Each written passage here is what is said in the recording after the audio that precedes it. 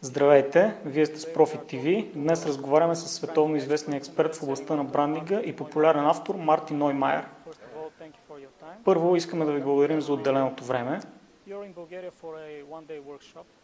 Господин Ноймайер, вие сте в България, за да изнесете еднодневен семинар. Въз основа на наблюденията ви от днес, какви са вашите първи впечатления за българските маркетингови специалисти? Смятам, че те са много интелигентни. Тук в България има много предизвикателства и състоянието на икономиката вероятно не улеснява нещата, но виждам, че тук има много талантливи хора. Надявам се, че с днешния семинар ще могат да им предложа нови принципи за това да мислят за бизнеса през призмата на брандинга. Това е един много могъщ начин да се гледа на бизнеса, защото го правите от гледната точка на клиентите.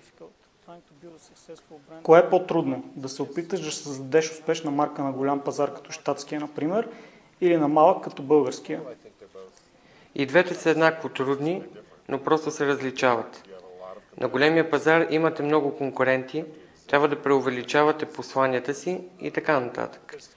Но конкуренция има навсякъде. Конкуренцията не оставя нито един камък необърнат. Тя достига навсякъде. Независимо на какво ниво се конкурирате и независимо на какъв пазар, вие сте изправени пред едни и същи проблеми, като например как да изпъкна пред другите избори, с които разполагат клиентите. В тази връзка, трябва ли малките и големите компании да използват различни брандинг стратегии? Смятам, че да. Малките компании извличат ползи от обособяването, от това да притежават конкретна ниша или малка категория от пазара. Всъщност, обикновено това е единственият начин, по който могат да оцелеят и въобще да печелят пари, именно ако са различни, имат ясно послание и фокус.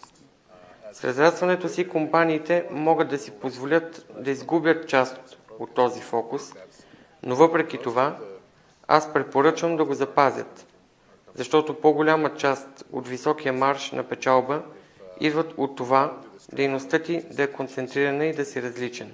Ако паднете в капана, просто да преследвате възможности и да си казвате, този изглежда, че прави нещо добро и аз ще правя същото, в крайна сметка маржът ви на печалба обикновено намалява.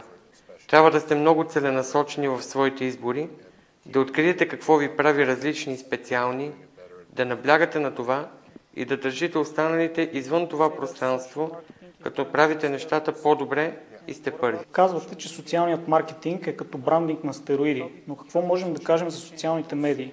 Как те промениха процеса на изграждане и управление на един бранд? Тъй като на практика тук нещата се предават от уста на уста, всичко е по-лично.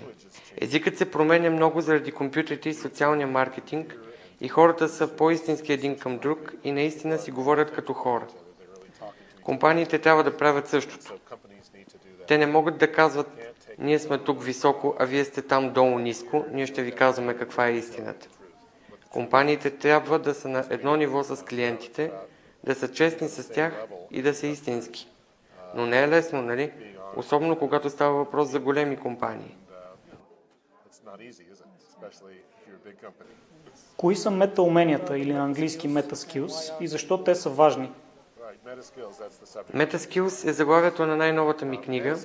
Това са 5 експертни умения, които ви позволяват да усвоявате други умения по-бързо и по-добре.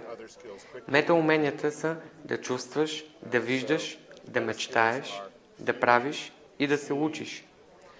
Да чувстваш, това е да си съпричастен, да имаш интуиция. Да виждаш е да имаш системно мислене и да можеш да виждаш нещата мащабно. Да мечтаеш, това е да умееш да прилагаш въображението си. Нещо, на което не са ни учили в училище. Да правиш е да проектираш, да създаваш прототипи и да тестваш. Да се учиш е да имаш теория как ти самият придобиваш нови знания най-добре. Те са като 5 пръста на ръката, а придобиването на нови знания е като палеца. С него можеш да подобряваш всяко едно от другите си умения.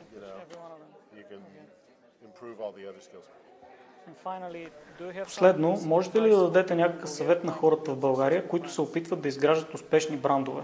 Да, открийте това, което ви прави единствени във вашата категория. Попълнете празните места в следното изречение. Нашият бранд е единственият празно място, където попълвате вашата категория, който пак празно място.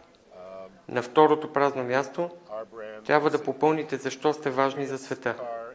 Например, Toyota Prius е единственият хибриден автомобил, който символизира опазване на околната среда. Цирк дю Солей е единственият цирк, който има изтънчеността на Бродуей. Това е самата истина. И така това е тестът дали разполагате с солидна платформа за своя бранд и солидна стратегия, върху която можете да градите всичко останало. Ако не можете да разберете какво е това или ви отнема прекалено много време, за да го обясните, не се опитвайте да промените изречението, а променете компанията, позицията, която има на пазара, а вероятно и нейния бизнес модел. Наричаме това съпротивление на бранда.